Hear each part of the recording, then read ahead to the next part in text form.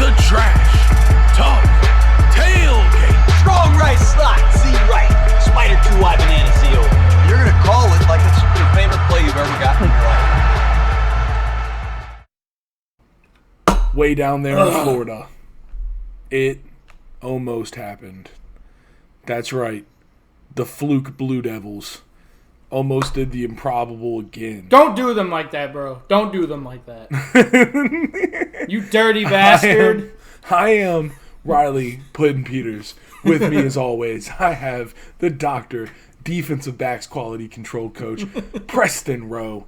This is the Trash Talk Tailgate, and it is week 8 of college football coverage. We've got number 16, Duke Blue Devils, versus the number 4, Florida State Seminoles. And this one was in Tallahassee.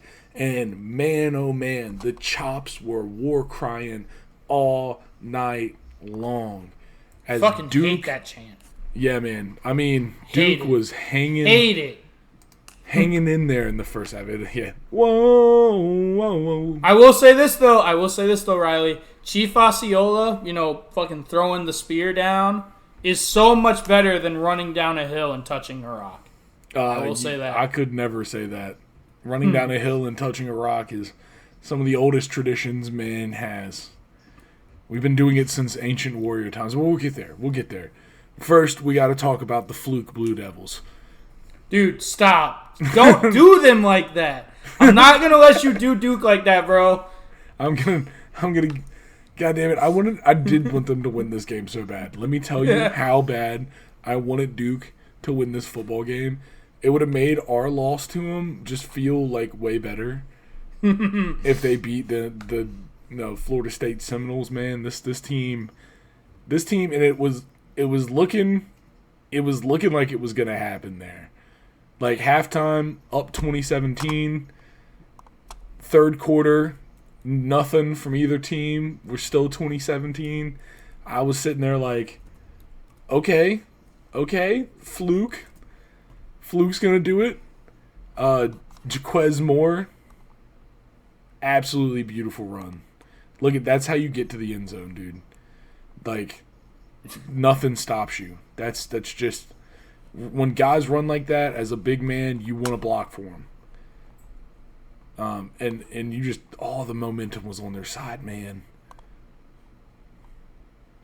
Too bad Riley Leonard could only put up a nice. I mean, he got hurt, man. I feel so bad for Riley Leonard. This is the second game that he's gotten hurt in the game, and Duke has lost the game. They've lost 2 games on the year. They lost to Notre Dame. He got hurt in that game. Obviously they lost to Florida State today, but he got hurt. He couldn't finish the game. He was 7 of 16 for, like you said, 69 yards. Nice. He also threw an interception.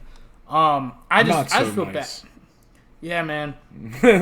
And then after Riley Leonard went down, it just seemed like Duke couldn't really muster anything offensively. Their defense kept them in the game, late into the game. And then, like we said earlier, it's just your defense is going to get gassed for being on the field way too much because your offense can't sustain drives. Duke is going to play anyone in the ACC incredibly tough. Florida State's the only undefeated team left in the ACC, and I mean, dude, Duke gave them everything they could handle. It was 17. They were up 20-17 at the half.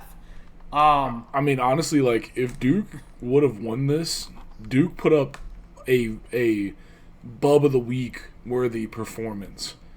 I mean, 197 yards rushing as a team. Jaquez Moore leading that with 16 carries, 110 yards. They didn't allow a sack all game. Only 4 tackles for a loss. Your O-line is doing that kind of work.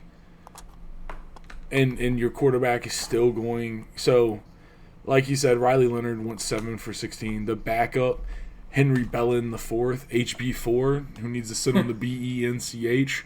1 for 6 for 7 yards. Piss poor. I mean, they should have been able to hold this. Honestly, this was the Florida State kick return right here. This was a big momentum swift. You know, I mean, special teams. It's Beamer ball. ACC. I like to think of ACC as the conference of special teams. For the most part, we tend to have some of the more explosive special teams. And this is just another one of those examples. Absolutely. I mean, but dude, Riley, you know, to your point, that the huge kickoff, that was a huge momentum swing for the Seminoles. But dude, when Henry Bellin came in at quarterback, we'll see it in the highlights. They were walking both of their safeties up to the line of scrimmage. They did not they did not respect him throwing the ball at all. They just said, "Hey, we're going to play zero coverage, no safety help over the top. Our corners are going to play man on man with no help, and you're not going to beat us. We do not respect you." And it was honestly like, it was sad, man. I feel so bad for Riley Leonard. I don't know if Duke would have won this game if he would have stayed the entire game, you know, if he wouldn't have gotten hurt. But I don't know, man, because like the Florida State put up 21 in the fourth quarter. The final score is 38-20, but like that's a little. It's another one where the score doesn't really speak to the game. Like, if Riley Leonard was there and if they score one touchdown in the third, if they kick a field goal, if they just get points in the third quarter, right? Like some positive momentum, because big slam. Even like how they were, like if they would have been able to like have the threat of throwing the ball without even having to actually throw the ball, like they would have been able to run the ball better. You know, you were just talking about it. Florida State was walking the safeties up against the backup because they didn't respect his throwing. That just means that they're stacking the box against the run. That 197 yards, like, you know, a lot of that's first half heavy, and Florida State just clamped on the run game. They knew what they needed to do to win, and they did it. You know, they put up 21 in the fourth, and I mean, you know, you can never say, but I think Riley Leonard, with him at least, they definitely, game plan wise, stand a far better chance of being absolutely. If Riley Leonard's in that game healthy, Florida State is not going to load the box with just safeties. Like, not one safety, but both safeties. They're not doing that. Like, as a defense, your entire game plan changes drastically. Like, hey, the backup can't throw the ball. We're just going to load the box and make sure that they do not run the ball. And make him beat us throwing the ball, which obviously he couldn't do. And couldn't, like I said earlier, man, couldn't sustain anything on offense in the second half, especially in the fourth quarter.